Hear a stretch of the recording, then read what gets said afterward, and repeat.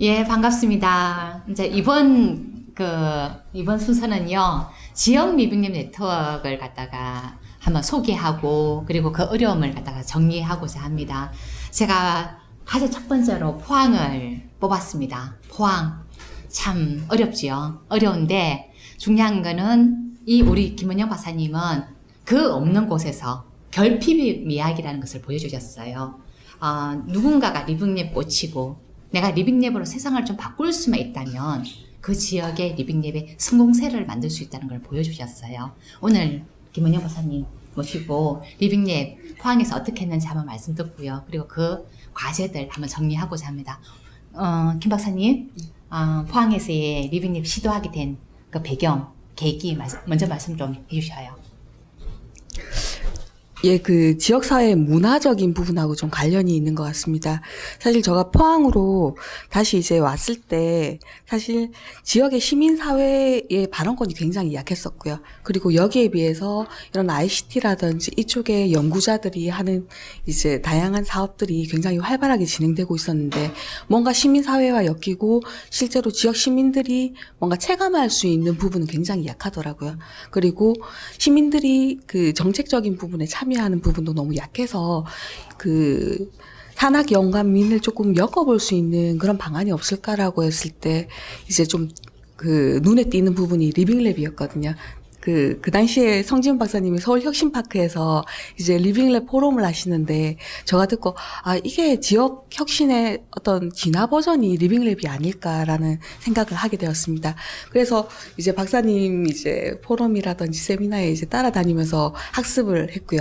그리고 그 과정에서 이제 박사님들이 다시 그 포항에 좀 내려와 주셔가지고 시민사회와 함께 할 수 있는 이런 방안이라든지 이런 부분에 대한 이런 학습의 기회를 주셨기 때문에 포항에서 이제 리빙랩을 진행할 수 있는 계기가 되었던 부분이 있는 것 같습니다. 그리고 그 이후에 다시 오히려 시민사회와 학습을 하고 나서 다시 포항시를 설득하는 과정이 있었고요. 그리고 시의회 이런 그 시의원님들이 또 참여해 주시면서 본격적으로 포항에서 리빙랩을 할 수 있는 이런 기회가 되었던 것 같습니다. 예, 포항이 쉽지 않았습니다. 사실은 돈이 확보된 것도 아니에요. 리빙랩에는 그 마음을 가지고 나중에 돈이 확보가 되고, 그리고 포항시를 설득을 하게 됐고, 그 초기 사업도 말씀해 주시면서 어떻게 됐는지 그 구체적인 얘기 좀 해주셔요. 예, 처음에 이제 포항시를 설득하기까지 거의 1년이 걸렸었고요. 그리고 이후에 다시 이제 박사님들이 포항에 와서 이제 오히려 시를 설득하고 이제 이 사업이 왜 필요한지에 대해서 시민사회와 이제 공론화하는 작업을 통해서 오히려 저희가 이제 정책 과제로서의 리빙랩을 받아올 수 있었습니다. 그래서 저희가 처음 시도했던 게 포항을 바꾸는 100일의 생활실험 같은 경우에는 시에서 정책 과제로 3천만 원 규모로 이제 5개 과제를 이제 진행을 했고, 이 과정에서 이제 한동대의 학생들도 참여했었고, 그리고 사회경제 조직들도 참여했었고, 저희 포항 테크노파크도 이제 같이 참여하면서 이제 리빙랩을 시도할 수 있는 이런 계기가 되었습니다. 물론 이 이후에는 저희가 이 포항시와 했던 그 리빙랩을 기반으로 해서 그 과기부 사업 중에 이제 우리 동네 과학클럽 이 사업도 이제 받아오면서 지역의 해조류 문제, 해조류 쓰레기 문제를 풀어볼 수 있는 기회도 가졌고, 이후엔 다시 과기부 과제들을 이제 다양하게 가져오면서 이제 포항과 경북을 엮을 수 있는 이런 리빙랩 과제들이 좀 더 다양화되었다는 이런 부분을 볼 수 있습니다. 예, 처음에 시민들이 리빙랩이 뭐냐라고 하는 부분이 있었는데, 나중에 그런 분들이 굉장히 열정적으로 도움도 주셨고 그랬던 것 같아요. 그 얘기 조금 해주셔요. 예, 저희가 오히려 시민사회와 함께 할 수 있는 그런 계기는 조금 더 쉬웠던 것 같습니다. 왜냐하면 기존에 그 포항과 경북 지역에 이미 사회경제 조직들이 굉장히 이제 활발하게 활동을 하고 있었는데, 단지 문화적인 부분이라든지 아니면 정책의 의사결정 과정에서 좀 많이 배제되었던 부분이 있었습니다. 그런데 이런 리빙랩 프로젝트들을 하면서 그분들의 발언권이라든지 참여할 수 있는 기회가 늘어나면서 만족도가 굉장히 컸었고요. 그러면서 저희가 이제 확인했었던 부분은 이런 다양한 지역사회 문제를 발굴하고 실제로 엮어가는 데 있어서 중간 지원 조직이 얼마나 중요한지에 대한 이런 부분을 확인하는 이런 계기가 되었던 것 같습니다. 영일만 V 프로젝트죠. 그 해조류 문제를 어떻게 과학기술적으로 풀 것인가, 지역사회와 함께 풀 것인가를 했는데 그 사업 조금 얘기해 주셔요. 저희가 쓰레기 먼저 1차 포항을 바꾸는 이제 100일간의 생활 실험에서 지역의 쓰레기 문제가 굉장히 좀 심각하더라고요. 특히 지역 내에서 이런 매립장 문제도 제대로 이렇게 갖추어지지 않고 있다 보니 이제 이런 문제가 심각해지면서 특히 이제 해안가를 끼고 있는 도시이기 때문에 이런 지역에서의 해조류 문제, 그리고 이 해조류 같은 경우에는 이제 쓰레기로 분류해서 처리하는 과정이 굉장히 어렵고, 그리고 그 비용적인 문제도 해마다 이제 수온이 상승하고 고온화되면서 이런 문제가 계속 불거지더라고요. 그리고 이런 해조류들이 또 썩으면서 지역 내에서 이제 또 반발도 좀 강하게 나타나고 했던 문제를 이제 저희가 사회경제 조직들하고 어떻게 하면 풀어갈 수 있을까라고 같이 논의하는 과정에서 이거를 이제 기존의 문제를 풀기 위해서 또 이제 시도하던 중소기업들이라든지 또 시민사회에서 이제 참여하는 과정에서 이제 발효균을 이용해서 이제 분해하는 과정도 하나 있었고요. 그리고 이러한 부분들을 또 저희가 액상 비료로 만드는 이런 과정들도 있었고요. 그래서 조금 다양하게 실험하면서 실제로 이 해조류를 그냥 쓰레기가 아니라 뭔가 지역 내에서 활용할 수 있는 자원, 그리고 이 과정에서 중소기업을 참여할 수 있는 방안이 뭐가 있을까라고 했을 때, 이제 새롭게 시도할 수 있는 이런 모델들을 조금 만들어봤던 부분이 있는 것 같습니다. 최근에 이제 포항의 가장 큰 이슈가 지진 문제예요. 지금 최근엔 지진과 관련된 리빙랩을 하고 있는 걸로 알고 있는데 그 사업과 관련돼서 좀 말씀해 주셔요.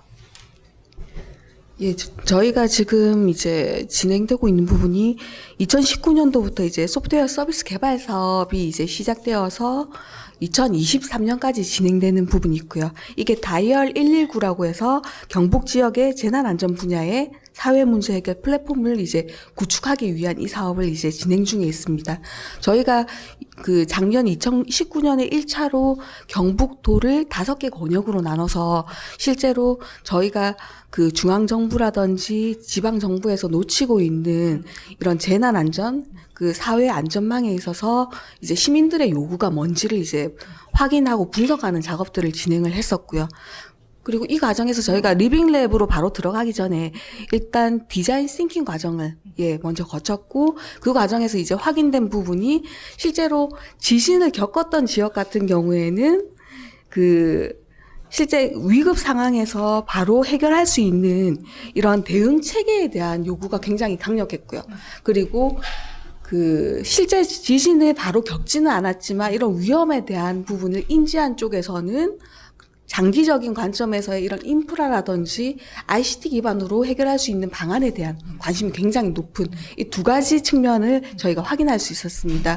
그리고 지역사회에서 좀 많이 놓쳤던 부분이 이제 고령 사회로 가면서 노인들에 있어서의 대피 문제라든지, 그리고 산모라든지 이제 영유아를 이제 보유하고 있는 가정에서 실제로 이런 문제가 위급 상황이 발생했을 때 어떻게 대피하고 어떻게 대처할 수 있는지에 대한 교육이 기존에 전혀 안 돼 있었다라는 부분을 확인할 수 있었습니다.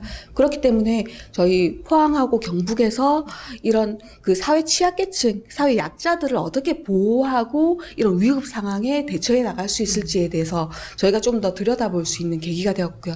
그리고 올해부터는 다시 이제 저희가 정성적으로 확인했던, 인터뷰를 통해서 확인했던 부분을 이제 다시 기술적인 부분으로 어떻게 보완해서 나아갈 수 있을지에 대해서 이제 다시 진행을 하고 있는 부분이 있습니다. 그래서 저희가 이제 올해 모바일 버전으로 만든 게 내가 바꾸는 우리 동네 SOS 랩이라고 해서 실제로 모바일 버전으로 하나 만들었고요.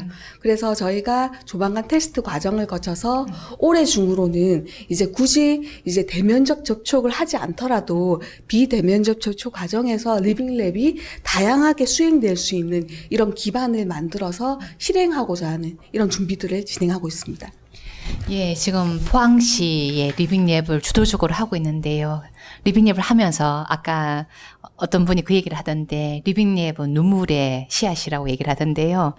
그때 그 과정에서의 어려움 좀 말씀해 주셔요.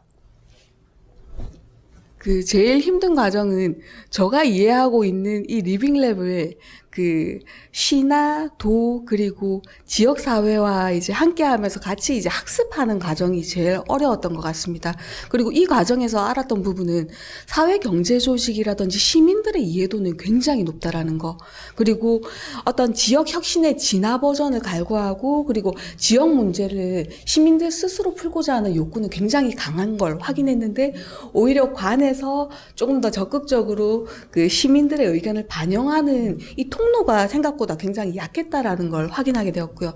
그리고 실제 이렇게 상호작용하면서 여러 가지 포럼이라든지 세미나를 통해서 이제 오히려 저희가 하는 과정에 공무원분들이 참여하면서 그분들이 오히려 뒤늦게 학습하는 과정을 통해서 지역사회의 발전이라든지 문제를 해결해 나가는 과정은 함께 해야 한다라는 거를 이후에 이제 뒤늦게 이제 그 공무원분들을 설득할 수 있었던 계기가 되었고요. 지금은 이제 그 지역 문제를 풀거나 아니면 사회 문제에 있어서 모든 과정에 시민들이 참여하고 발언권이 강화되어야 하고 그리고 지역 내에서 중간 조직이 뭔가 그 결정권, 발언권과 결정권을 좀 더 많이 확보해야지만 이제 지역에서의 이런 리빙랩이라든지 사회 문제가 좀 구체적으로 풀어나갈 수 있다라는 걸 이제 저희도 이제 인지하기 시작했다라는 부분이 있습니다. 예, 포항의 사례는 저한테도 굉장히 큰 의미가 있습니다. 저는 포항에서의 리빙랩이 성공하는 걸 보면서 지역의 리빙랩 어디에서도 성공할 수 있겠다라는 걸 확인을 했던 걸로 기억이 납니다. 자, 그러면은 우리 그 김원영 박사님, 그 포항의 리빙랩을 갖다 이끌고 있는데요. 조금 이렇게 보완이 되어야 되거나 조금 지원을 받고 싶은 부분이 있는지 그 얘기 조금 듣고 싶네요. 예, 저희가 지금 계속 고민하는 부분이 이제 정부 부처 사업으로도 가져와 봤고 그리고 지자체 사업으로도 충분히 엮어봤는데 이 과정에서 좀 지속성을 어떻게 조금 더 강화할 수 있고 중간 지원 조직과의 이런 상호작용을 조금 더 어떻게 조금 더 강하게 엮어낼 수 있을지에 대한 이런 고민이 계속 있습니다. 그래서 저희가 리빙랩 플랫폼이 사실은 이런 공공기관이라든지 그 뭔가 조금 관주도로 진행되는 게 아니라 실제로 시민사회가 뭔가 주축이 되어서 플랫폼을 구축하는 과정이 필요하다라고 생각을 했고요.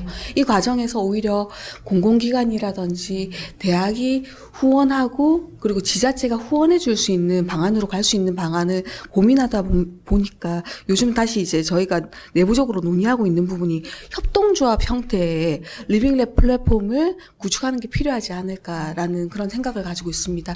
특히 중소도시에서의 리빙랩을 지속적으로 엮고 그리고 유지해 나간다라는 게 이게 사실은 쉬운 일이 아니더라고요. 그래서 저희가 2016년에 실제로 학습을 했었고 17년, 18년, 19년, 3년 동안 리빙랩을 운영하면서도 어려운 부분이기 때문에 사실 공공 부분이나 시장에서 수행하기 어려운 부분을 어떻게 공익 기반으로 문제를 풀어나갈 수 있는지 그리고 시민사회 그리고 사회경제 조직들이 어떻게 단단하게 이런 리빙랩 프로젝트를 수행하고 실험하고 그리고 공론화할 수 있는 이런 장을 만들어주는 거에 대해 지속적으로 준비를 하고 있는 과정입니다. 마지막으로 우리 그 김은영 박사님의 리빙랩 어찌 보면 코디네이터로서의 뭐 다짐이라 그럴까요? 아니면 계획이라 할까요? 그거 얘기하고 듣고 마무리하는 걸로 할게요. 리빙랩을 통해서 저희가 목표로 하는 부분은 굉장히 소박합니다. 더 살기 좋은 지역사회를 만드는 걸 목표로 하고 있고 이 목표를 위해서 사실 저희 굉장히 치열하게 준비했고 그리고 치열하게 또 이제 나아가기 위한 이런 과정에 있습니다. 많이 응원해 주셨으면 합니다. 예, 감사합니다. 다음 또 뵐게요. 감사합니다. 자, 마무리.